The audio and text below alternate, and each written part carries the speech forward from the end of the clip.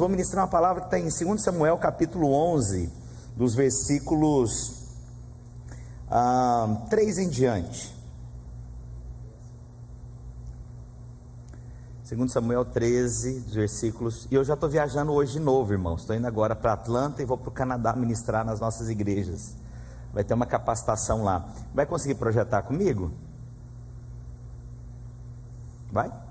Glória a Deus. Irmãos, eu vou ministrar uma palavra, muitos falam sobre Batseba, Davi, mas eu vou falar hoje sobre Urias, para vocês entenderem o que está acontecendo aqui. Nós temos Davi, o homem segundo o coração de Deus, é um homem que em tempos de guerra, a Bíblia fala que ele permanece em casa, e aí, então ele entra num relacionamento com Batseba, que era casada com Urias, o Eteu. Então eu vou ler aqui o contexto para vocês, então, agora já entendendo o que é, só recapitulando com vocês, a gente vai falar sobre Urias hoje. Davi mandou perguntar quem era, disseram-lhe, é Batseba, filha de Eliã e mulher de Urias, o Eteu. Isso aqui é bom entender o significado do nome, e que ele era um estrangeiro. Estrangeiro significa que ele tinha outros deuses, mas ele se converte pelo mesmo Deus que Davi crê, que é o Deus Todo-Poderoso, para você ver que influência não é uma coisa neutra. O fato dele ser um Eteu, ele abriu mão de todas as crenças, porque ele quis acreditar no Deus do seu líder. Isso fala de alguém que tem uma aliança, de alguém que tem propósito, de alguém que entende quem Deus levantou. Não ache você que tem neutralidade em acreditar ou não. Nossa, não estou ao vivo, agora que eu estou. Vocês não falam nada, né? Bom, vocês estão ao vivo aqui, né, irmãos? Glória a Deus. Agora o pessoal...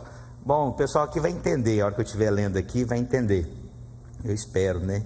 E significa o seguinte, o nome de Urias significa luz, ou para ser mais exato, minha luz é Yahvé.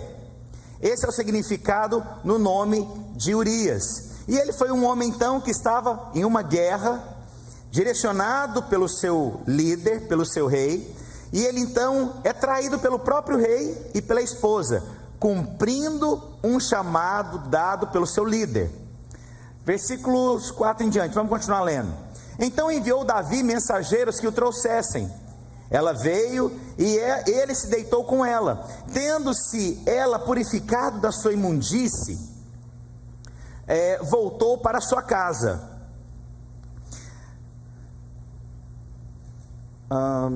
Está aqui? A mulher recebeu e mandou dizer a Davi: estou grávida. Então enviou Davi mensageiros a Joabe, dizendo: manda-me Urias, o Eteu. Novamente, reafirma que ele era um estrangeiro, mas que ele fazia agora parte do seu povo agora, o povo de Davi. Joabe então enviou Urias a Davi. Joabe, poucos sabem, mas Joabe era sobrinho de Davi. Ele era filho da sua irmã. Olha o que está acontecendo aqui, irmãos. Vindo, pois, Urias a Davi, perguntou este como passava Joabe, como se achava o povo e como ia a guerra. 3 perguntas aqui foram feitas, presta atenção. Vamos lá recapitular. Davi era rei, em tempos de guerra, ao invés de ir para a batalha, ele permanece em casa. Ele vê uma mulher, ele manda trazer aquela mulher, e aquela mulher era casada com Urias, um dos seus valentes que estava na batalha.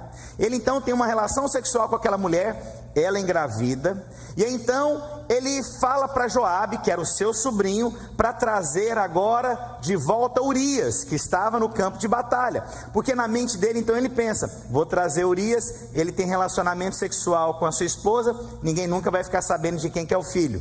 E aí então a Bíblia diz o seguinte, que quando Urias volta, 3 perguntas foram feitas. Perguntou este: como passava Joabe?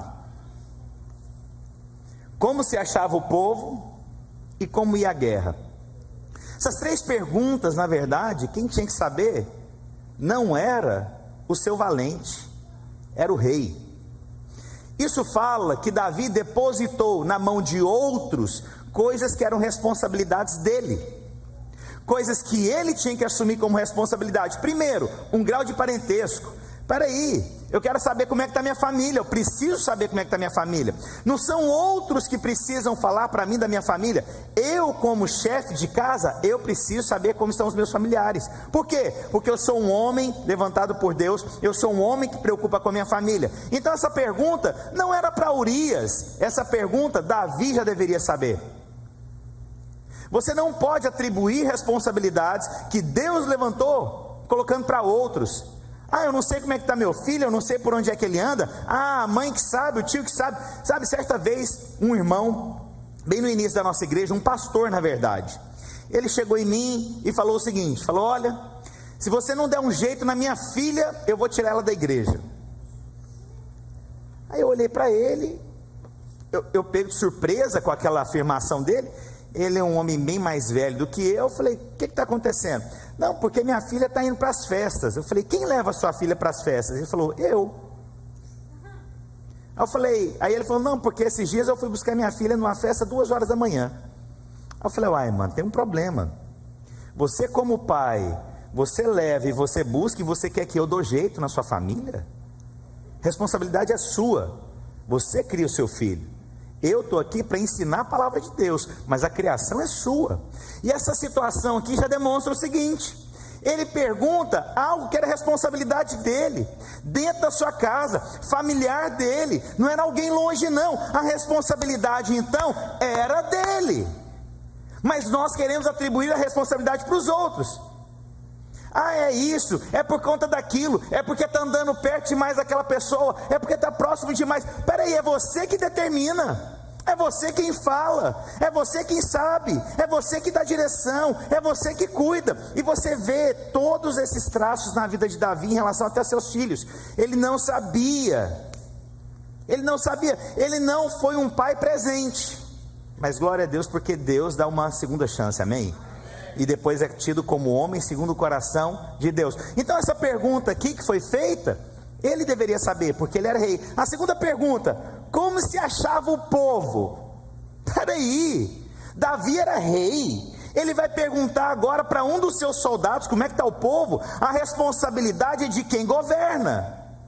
Deus tem falado muito comigo, irmãos. Tem responsabilidades que eu não posso atribuir, Deus vai cobrar de mim. Eu não posso atribuir responsabilidades para outros dos pastores que caminham comigo. Eu preciso saber como é que está meu povo, quem Deus confiou na minha mão. Eu preciso ser o primeiro a chegar, estar junto. Eu preciso saber como é que está, dar alimento, dar provisão, exortar, amar. Eu fui chamado para essa posição. Mas qual que é o nosso grande perigo?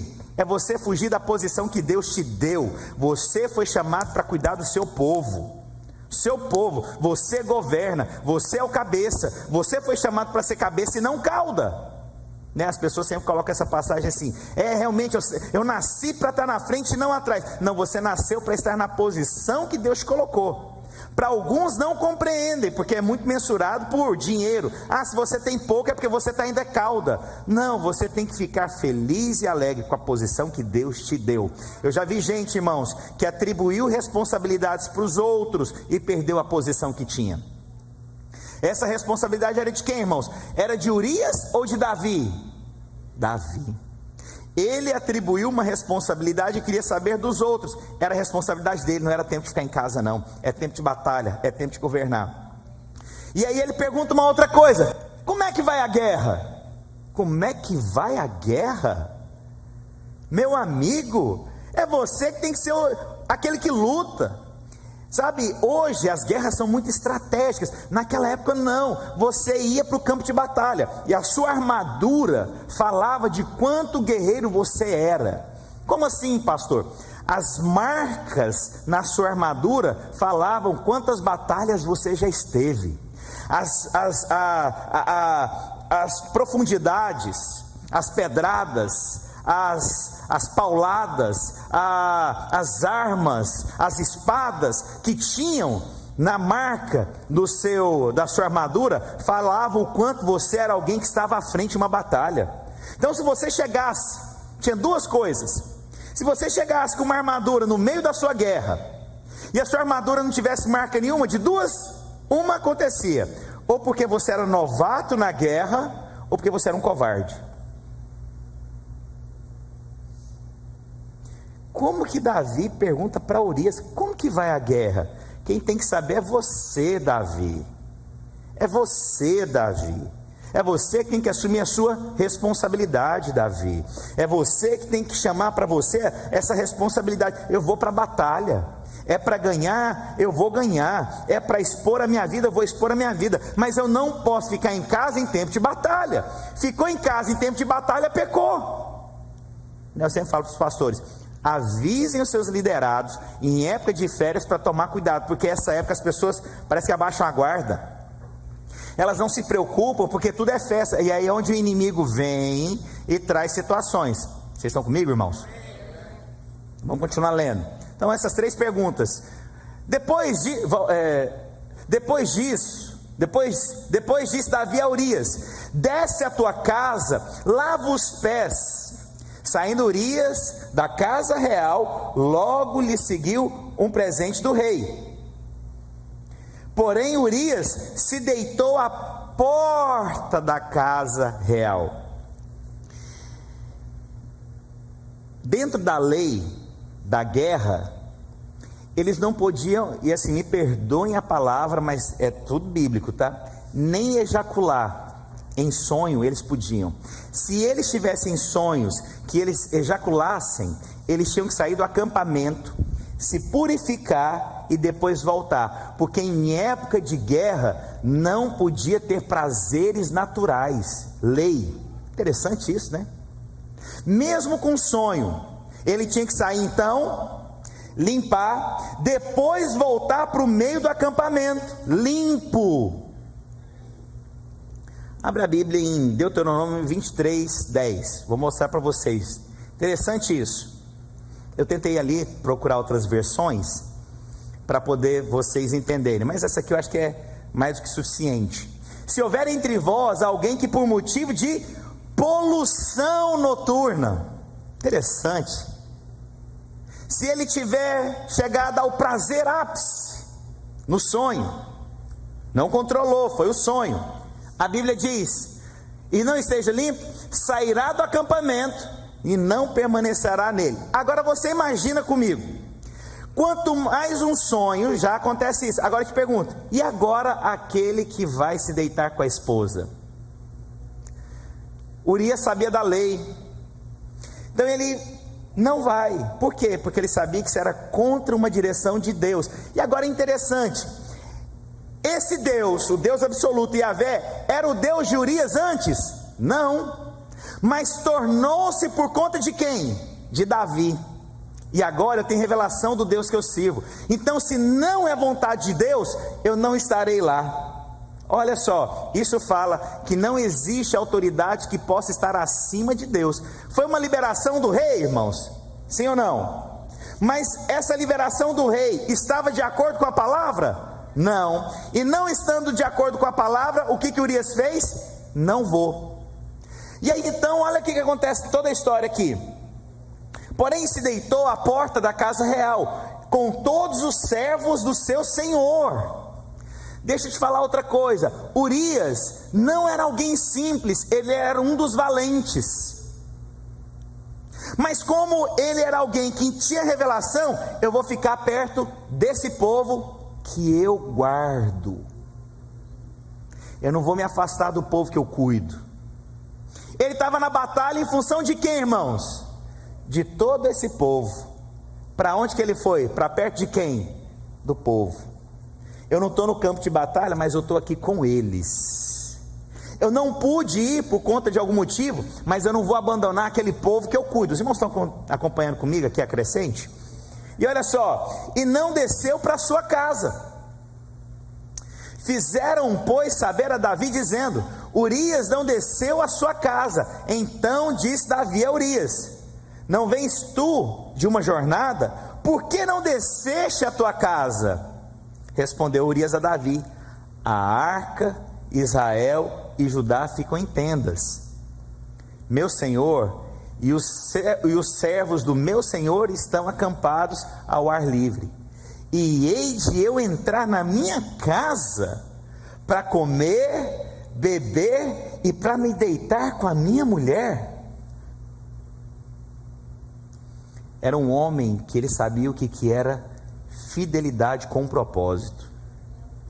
Era um homem que tinha revelação, os prazeres de descansar, os prazeres de comer e beber, o prazer da minha esposa, não se compara à direção e o propósito de Deus na minha vida. Não tem nada mais importante do que fazer a vontade de Deus. E aí então ele continua dizendo: tão certo como tu vives e como vive a tua alma, não farei tal coisa, não vou abrir mão, eu não vou. E isso mostra um homem fiel, irmãos, fiel à obra, fiel a Deus, um homem que as coisas ao seu redor não valem tanto a pena mais, não são as drogas que me fascinam, sabe, irmãos, nós precisamos ter temor do que fazemos. Hoje, por conta da graça, as pessoas parece que perderam foi o temor, sabe, na hora de, sabe, não, mas Deus é gracioso, mas eu tenho temor de Deus.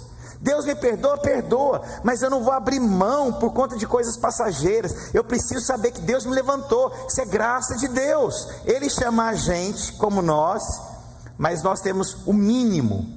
Deus me chamou, não vou abrir mão disso não. Senhor, eu vou permanecer, mesmo que eu não esteja lá, o meu coração está conectado. Sabe uma coisa importante? Sempre faço isso aqui. Mesmo que eu não pregue no culto das 10h30, eu sempre oro pelo culto das 10h30. Eu oro pela vida, pelo fluir, pela graça, para que o louvor flua, para que o Paulo flua na palavra. Sabe, eu tenho encargo pela obra. Sabe, irmãos, eu me lembro dos encontros, as pessoas não valorizavam a última palavra. A última palavra era a palavra que nós falávamos da visão da igreja. E aí antigamente eu lembro que faziam escala e assim, sempre colocava o irmão que estava começando a ministrar para poder falar sobre a visão. Era a última palavra, era ritmo assim, vambora. As pessoas colocavam o irmão porque era mais slide. Eu decidi que aquela palavra se tornou uma das palavras mais importantes para mim. Por quê? Era a palavra que eu poderia me conectar com aquilo que eu creio realmente, pela visão que nós temos, pela direção. Sabe, irmãos, nós precisamos valorizar aquilo que as pessoas talvez não valorizam. Vou te falar uma coisa, fui ministrar aqui, eu acho que era seminário, não sei, tinha 3 pessoas na sala de aula, ministrei como se tivesse 1000 pessoas. O culto das 9, irmãos, eu não abro mão, eu estando aqui, irmãos, eu não abro mão do culto das 9. É porque não tem muita gente, talvez eu não vou querer pregar. Que absurdo, eu vou querer pregar todas as vezes às 9 horas da manhã. Por quê? Porque eu creio que Deus me colocou nessa posição. Não é a quantidade de gente que vai definir. Você entende o que eu estou querendo dizer? Isso mostra o quê? Se o meu coração está realmente na obra, ou se está valorizado pelas pessoas. Eu sei que é um teste aqui para o pessoal do louvor. É bom ministrar o louvor e o pessoal lá cantar junto, bater palma junto. Meu irmão, pois é, mas o teste não é quando está cheio, o teste é quando está vazio mesmo. Esse é o teste. Porque, irmãos, ministrar numa conferência, eu tenho sido convidado agora para muitos lugares, para pregar, e assim, eu sou muito focado, irmãos, na vida da igreja nossa, da obra que nós fazemos. Não abro a minha agenda para outros lugares, mas eu sou convidado hoje para pregar em grandes lugares. Você acha que a minha alma fica como? Nossa, pregar, pois é motivante? É motivante, mas o desafio não é pregar quando tem muitos, o desafio realmente é pregar quando não tem ninguém. Tem uma história que eu ouço do aquele cantor que canta Poderoso Deus, o Antônio Cirilo. E eu perguntei para ele falou que é verdade mesmo. Ele falou que quando ele terminou o seminário, ele não era conhecido, ele falava que ele subiu um monte, acho que era em Minas Gerais, e tinha uma pedra lá, e ele ficava tocando naquela pedra durante horas. Aí no dia que ele ficou conhecido, ele mandou tirar aquela pedra que estava lá em cima, e ele levou, e ela está no quintal da casa dele, até arrepio, para ele lembrar todas as vezes que o ministério dele não começou lá para muitos, começou naquela pedra. Posso ouvir um amém? O nosso teste é esse, irmãos. E Urias fala disso. Espera aí, eu não vou lá para minha casa não, O povo que eu ando, o povo que eu dou minha vida, está lá na batalha, eu vou ficar no meio desse povo aqui. Glória a Jesus. E aí então disse Davi a Urias: demora-te aqui ainda hoje, e amanhã te despedirei. Urias, pois, ficou em Jerusalém aquele dia, e o seguinte: Davi o convidou, e comeu, e bebeu diante dele, e o embebedeu, ou seja, embriagou. À tarde saiu Urias a deitar-se na sua cama, com os servos de seu senhor, porém não desceu à sua casa. Pela manhã Davi escreveu então uma carta a Joabe, e lhe mandou por mão de Urias. Ele tentou, e mesmo assim Urias não volta para dormir na casa. Aí agora aqui, estava lendo hoje, cedo, eu fiquei pensando, eu falei, olha que coisa doida. Ele chama o sobrinho, ele escreve uma carta, e manda entregar na mão do sobrinho. Você imagina um sobrinho lendo uma carta daquela? Vamos ler o que está escrito na carta, vamos lá. Irmãos, eu estou sem óculos, eu estou tentando enxergar tudo, irmãos, está ruim, viu? Minha esposa assumiu meu óculos hoje. Tentei, cadê meu óculos, amor? Escreveu na carta dizendo: ponde Urias na frente da maior força da peleja, deixai-o sozinho. Olha o que está escrito na carta: para que seja ferido e morra. Presta atenção. Quando aquele homem, Joabe, pega uma carta escrita pelo tio, ele coloca o próprio Urias, que seria assassinado, para levar a carta. Quando ele pega, o que ele pode pensar a respeito do tio? Covarde, interesseiro. É esse o tipo de homem que eu caminho? É esse o tipo de gente que eu estou defendendo? É esse o rei que está lá agora, eu estou dando a minha vida aqui? É isso mesmo? Ele se expôs, ele expôs o coração podre, ele expôs o coração maldoso. Vou te contar, quando ficamos em tempos de guerra em casa, nós vamos para o pecado e nós não medimos mais consequência de nada. Ele expôs para todo mundo. Tendo, pois, Joabe sitiado a cidade, pôs a Urias no lugar onde sabia que estavam homens valentes. Por que foram homens valentes? Porque Urias não era qualquer um. Ninguém mataria Urias de qualquer forma. Tinham que ser homens valentes. E não podia ser só um. Foram muitos, porque ali era cabra macho. Ali é homem que está disposto a dar a vida por aquilo que acredita. Pode levantar 1, 2, 3, mas eu vou lutar enquanto eu tiver fôlego. Eu vou lutar até o fim. Precisamos de homens como Urias, irmãos, essa é a verdade. Homem que permanece até o fim. Homens que têm temor do que faz. Homens que vão para a batalha dispostos a morrer se for preciso. Mas não manda só um não, pode levantar muitos, porque nós somos como Urias. Vamos lutar e vamos lutar porque Deus nos colocou naquele lugar, amém, irmãos?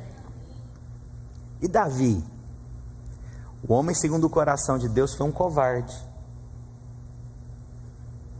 Mas sabe o que eu louvo a Deus? Deus sempre dá chance, até para o covarde. Deus dá chance para o que se expôs um dia. Deus dá chance para aquele que está envolvido com droga ser restaurado. Deus dá chance para aquele que está doente para ser curado em nome do Senhor Jesus. Feche seus olhos.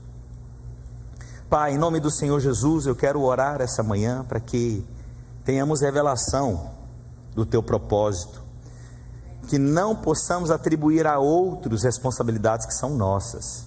A responsabilidade é nossa. Deus me levantou. Saiba onde Deus te levantou. Saiba o que Deus te comissionou. E exerça. Não fique preso ao que as pessoas pensam. Não fique preso a uma pessoa, a uma situação.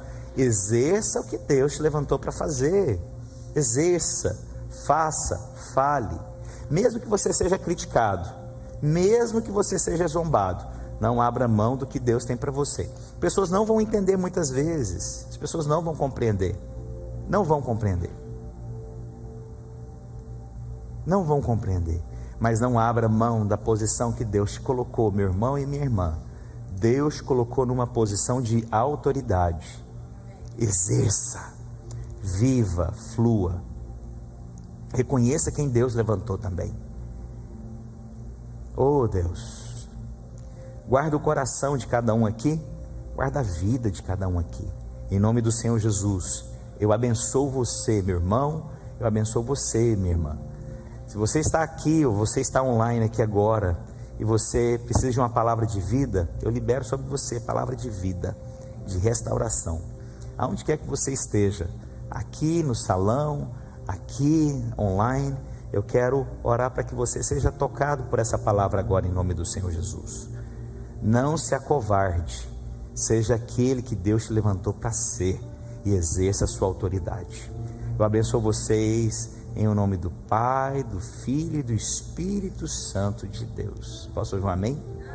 Glória a Deus. Irmãos, tenham uma semana abençoada, cheia de vida, cheia de graça e poder em nome do Senhor Jesus.